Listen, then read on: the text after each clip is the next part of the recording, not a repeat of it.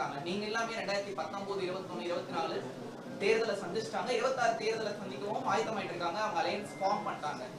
So நீங்க எப்படி இதுல ப்ளே பண்ண போறீங்க? நான் தான் பண்ணுவேன்னு சொல்றேன். நிச்சயம் பண்ணுவேன். பண்றதுலேருந்து ரிசல்ட்டை பாருங்க.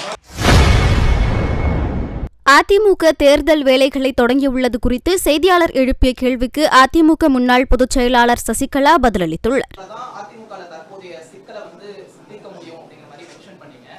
உங்களோட அனுபவத்தை அவங்க பயன்படுத்திக்க ரெடியா இருக்காங்கன்னு நினைக்கிறீங்களா? ஏன்னா இப்போ இருக்கிற தலைமை வேற யாருக்கும் இடம் இல்லை அப்படிங்கறத ரிப்பீட்டடா சொல்லிட்டு இருக்காங்க. நீங்க எல்லாமே 2019, 21, 24 தேர்தலை சந்திச்சிட்டாங்க. 26 தேர்தலை சந்திக்கவும் ஆயத்தமாயிட்டு இருக்காங்க. அவங்க அலையன்ஸ் ஃபார்ம் பண்ணிட்டாங்க.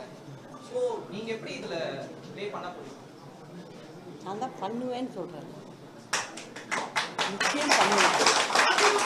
பண்றதுலேருந்து ரிசல்ட்டை பாருங்க எப்படி இருக்கும்.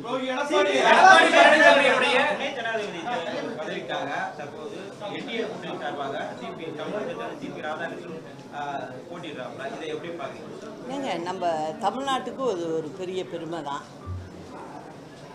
ரொம்ப நல்ல மனிதர். 2 முறை மக்களவை தேர்தலில்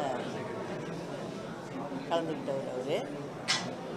இது நம்ம தமிழ்நாட்டு மக்களுக்கு இது ஒரு பெரிய சந்தோஷமான விஷயம்.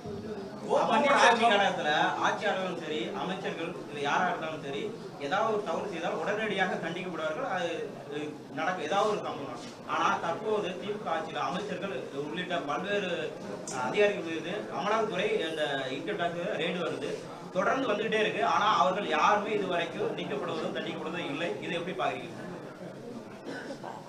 அது அவங்களுக்குன்னு ப்ராசஸ்லாம் இருக்கும், அதெல்லாம் பார்த்து தான் செய்யும்.